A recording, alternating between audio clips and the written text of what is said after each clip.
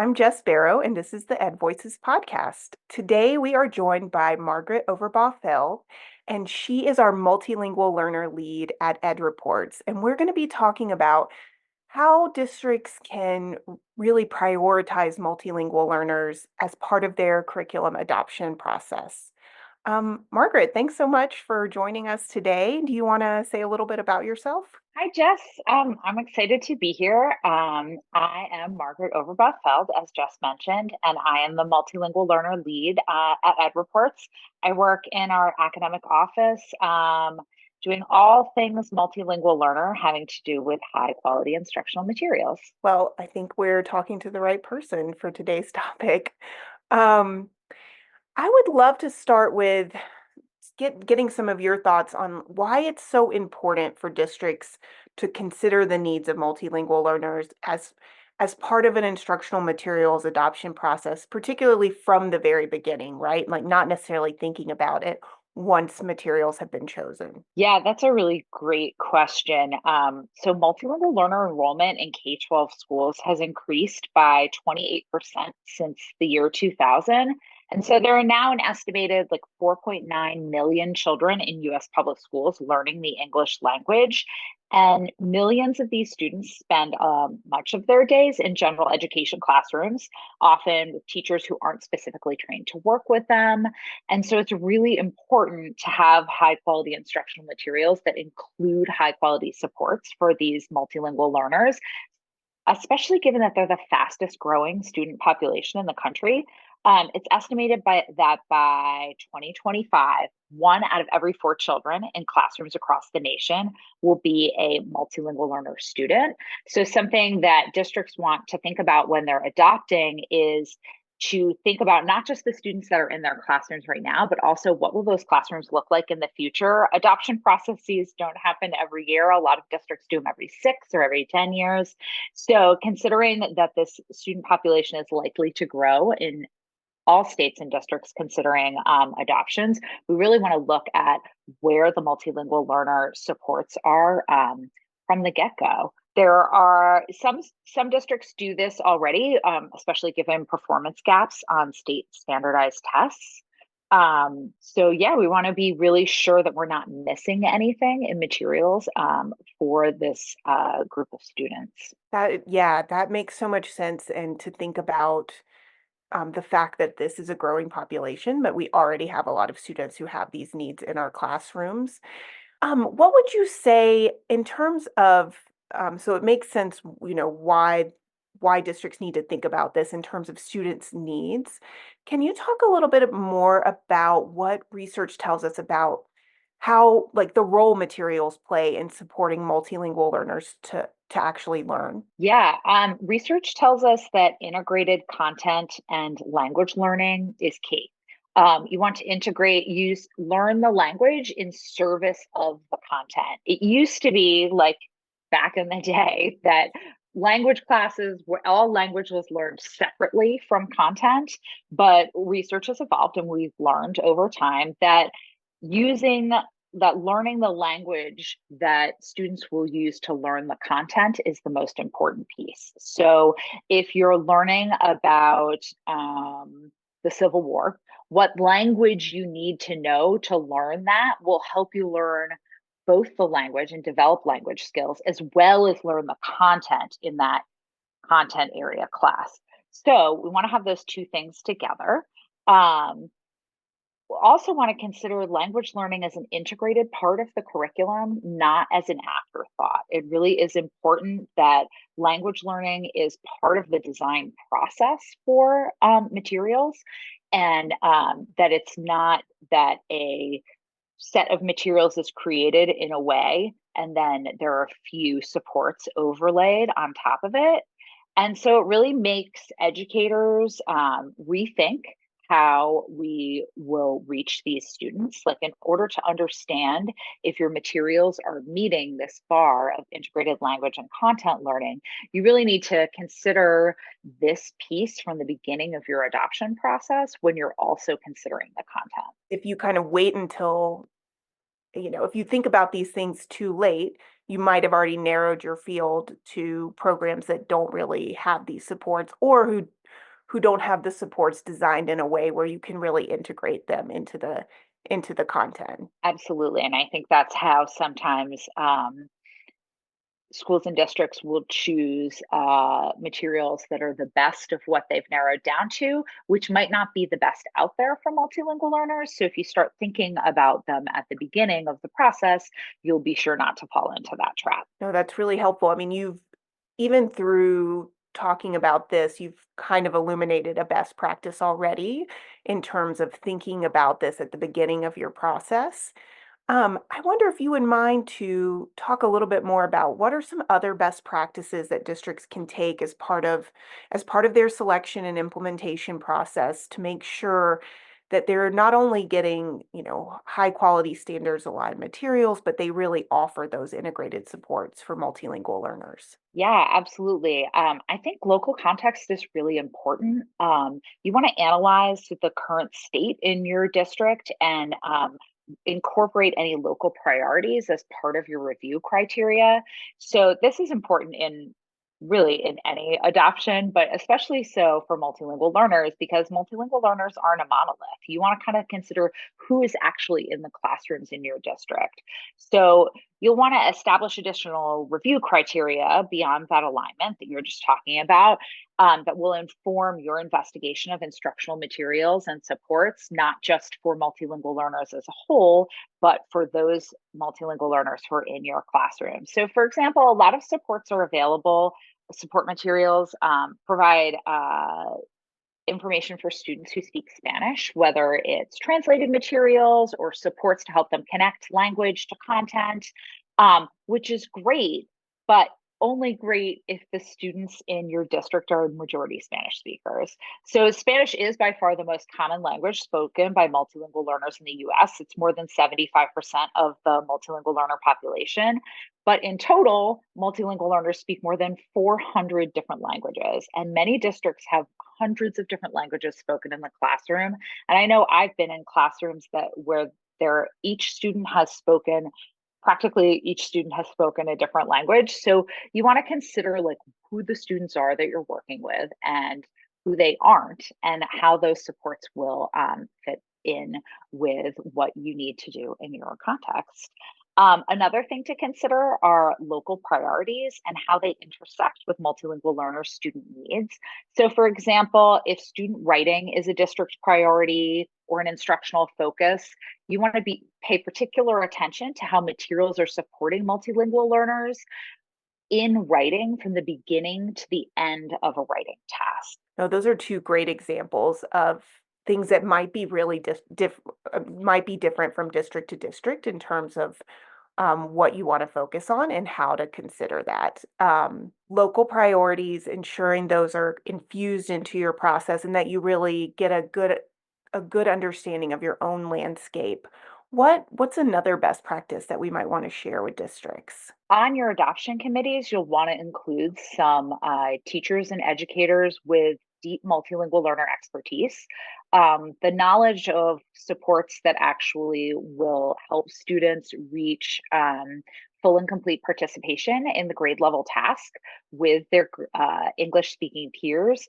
And what those look like is really important. And so you need someone who can really like interrogate the claims of publishers and ensure that something that says it is a support is actually a support that's going to reach the content objective of a given lesson or unit or course of study. That's such a good point because I think it's it feels very straightforward to think about like, oh, I'm doing a math adoption. Obviously, I will have math educators as part of my committee. But I think it might be feel less obvious, especially if things haven't been done like that in the past in a district to think about what other expertise do I really need on this committee that aligns with my local priorities. And very likely that could be some multilingual learner knowledge and expertise, whatever that might look like in the educators in your district. And then I know we talk a lot about like, here's what we need to do at the beginning of an adoption. It's so important to lay that foundation. What are some things that you might suggest around like once materials are selected, what can districts do to make sure that those materials are really serving the students' needs? Yeah, so districts will really want to invest in a long-term implementation plan that includes ongoing curriculum-aligned professional learning related specifically to the multilingual learner supports and materials. Having more than just like a brief overview of new materials is, of course, very important for teachers in general, but for multilingual learner supports, having this strong implementation plan as part of your process is really fundamental in creating the conditions in which these materials can be used well and therefore helps all students to learn and grow. And when you consider multilingual learner supports and offering access to the content, one of the reasons why they're super important is because there actually aren't a lot of teachers teaching multilingual learners who are certified in teaching English to speakers of other languages. Actually, there are only 10% of teachers who have at least one multilingual learner in their classroom are certified in ESL versus the large number of students who are multilingual learners, and all of the other courses and teachers and educators that multilingual learners interact with during the day. So you have largely in the content areas, a lot of teachers who end up with multilingual learners in their classroom for whom this kind of instruction is new. And so if you have an implementation plan that includes the educative piece of the materials, then you're able to show teachers why it's so important to use certain supports, maybe even where there are gaps in the materials, where other supports may be needed. And so adopting new materials can be really overwhelming for a teacher. And there's so many new pieces. Really understanding the why behind a lot of it can be an extra